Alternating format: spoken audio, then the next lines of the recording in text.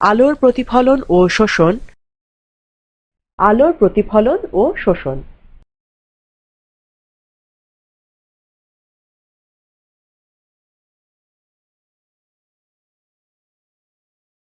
চিত্র দুটি ভালোভাবে লক্ষ্য করি। চিত্র দুটিতে আলোক রশ্মিগুলো একইভাবে আসছে। ফিরে যাওয়ার সময় রশ্মিগুলো কিভাবে যাচ্ছে?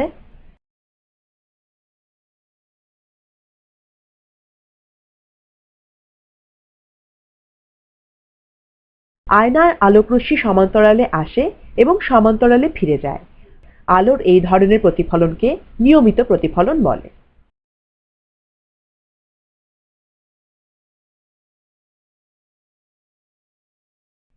বইয়ে আলোকরশ্মি সমান্তরালভাবে আসে, কিন্তু তল অমসৃণ হওয়ার জন্য ফিরে যাওয়ার সময় বিভিন্ন দিকে যায়। আলোর এই ধরনের প্রতিফলনকে বিক্ষিপ্ত প্রতিফলন বলে।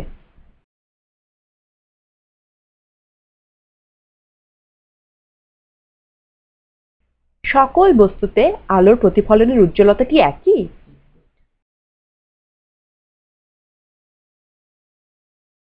এটা জানার জন্য এবার আমরা একটি পরীক্ষা করি।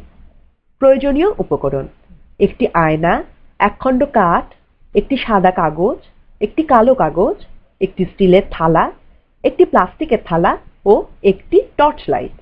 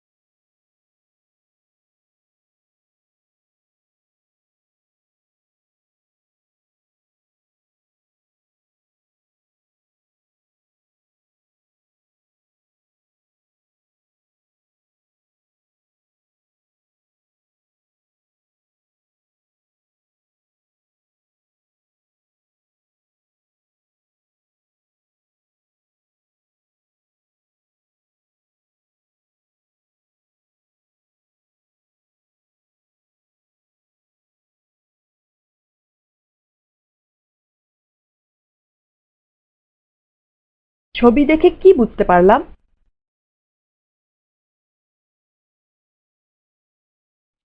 যে পৃষ্ঠ যত মসৃণ বা চকচকে তা তত বেশি আলো প্রতিফলিত করে, আর যে পৃষ্ঠ যত অমসৃণ বা কম চকচকে তা তত কম আলো প্রতিফলিত করে। আবার কালো বস্তু কোনো আলোই প্রতিফলিত করে না।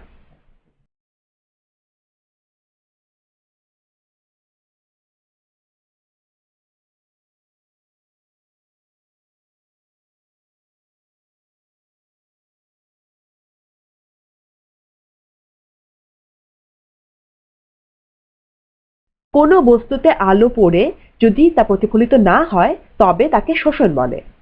যে বস্তু যত কম আলো শোষণ করে, অর্থাৎ আলো প্রতিফলন বেশি করে, সে বস্তু তত উজ্জ্বল দেখায়। যে বস্তু সকল আলো শোষণ করে তা কালো দেখায়।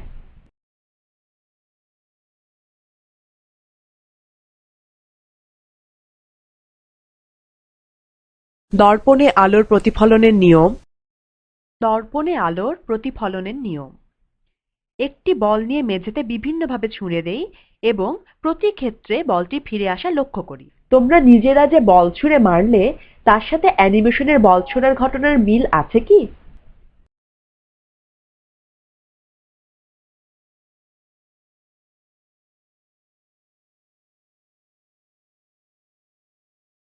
বলটি সোজা ছুঁড়লে এটি সোজা ফিরে আসে। বলটি যে কোণে ছোড়া হয় সেই কোণেই ফিরে আসে।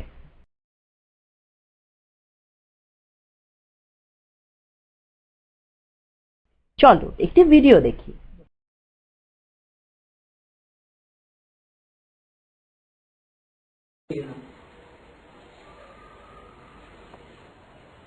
ഇതിന്റെ അടിഭാഗത്തായി ഞാൻ ഒരു പ്ലെയിൻ മിറർ വെക്കുന്നു. പ്രകാശകിരണത്തിന്റെ പാത വ്യക്തമാകുന്നതിനായി ഇതിനുള്ളിൽ പുക നിറയ്ക്കുന്നു. ഇതിന്റെ മുകളിൽ കൊടുത്തിരിക്കുന്ന ദ്വാരത്തിലൂടെ ഒരു ലേസർ ടോർച്ച് ദർപ്പണത്തിലേക്ക് അടിയുന്നു.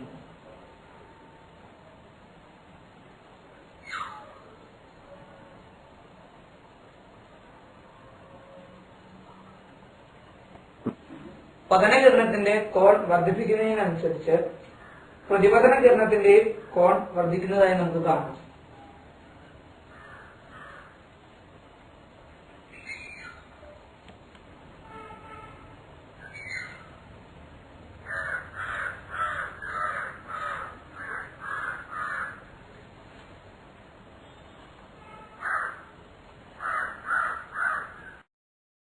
বল ছোড়ার ঘটনার সাথে ভিডিওটির ঘটনার কোনো মিল আছে কি?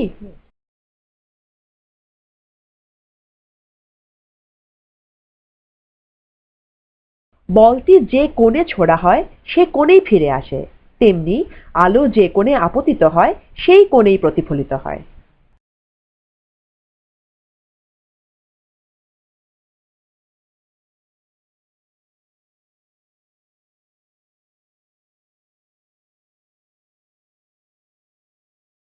নম্বরগুলোতে ক্লিক করি। প্রতিফলক তল। যে তল থেকে আলো প্রতিফলিত হয়ে ফিরে যায় সেই তলকে প্রতিফলক তল বলে।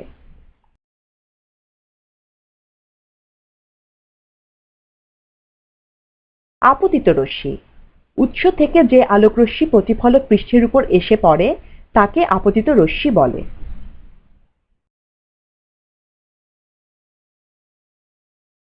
আপতন বিন্দু। আপতিত রশ্মি প্রতিফলক পৃষ্ঠের উপর যে বিন্দুতে এসে পড়ে তাকে আপতন বিন্দু বলে। প্রতিফলিত রশ্মি। যে আলোকরশ্মিটি প্রতিফলিত হয়ে ফিরে যায় তাকে প্রতিফলিত রশ্মি বলে। অভিলম্ব। আপতন বিন্দুতে অঙ্কিত লম্বকে অভিলম্ব বলে। আপতন কোণ। আপতিত রশ্মি অভিলম্বের সাথে যে কোণ উৎপন্ন করে তাকে আপতন কোণ বলে। প্রতিফলন কোণ। প্রতিফলিত রশ্মি অভিলম্বের সাথে যে কোণ উৎপন্ন করে তাকে প্রতিফলন কোণ বলে।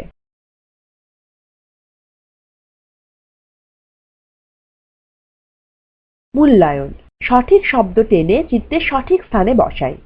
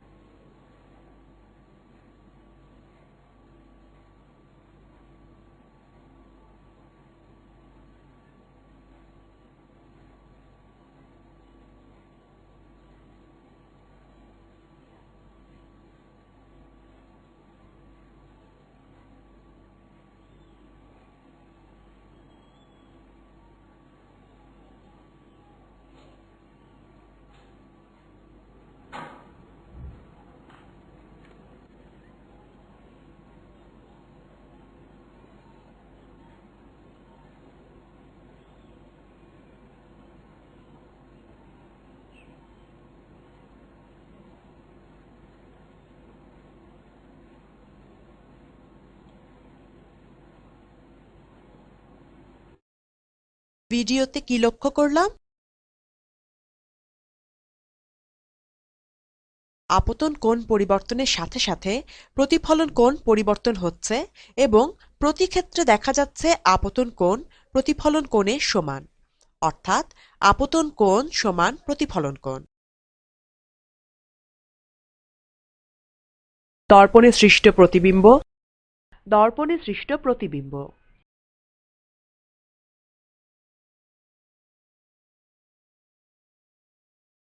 দর্পণে বা আয়নায় কি দেখা যাচ্ছে? একটি মেয়ের চুল আঁচড়ানো।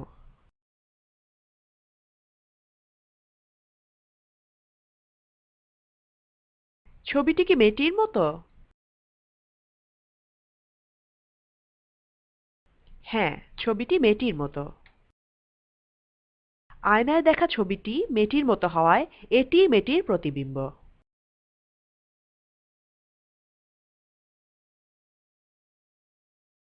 বাড়িতে বড় একটি আয়নার সামনে দাঁড়িয়ে নিজের প্রতিবিম্বটি লক্ষ্য করি এবং কিছু প্রশ্নের উত্তর খোঁজার চেষ্টা করি।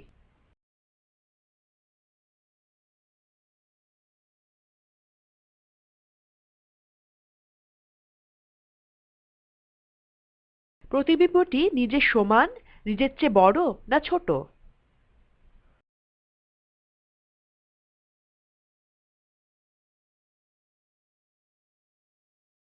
লোকটির আকৃতি এবং প্রতিবিম্বের আকৃতি সমান।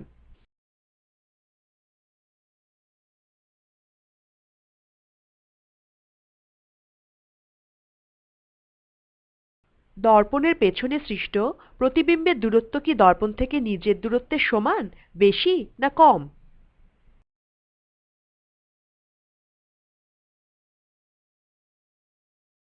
দর্পণ থেকে দূরত্ব ও প্রতিবিম্বের দূরত্ব সমান।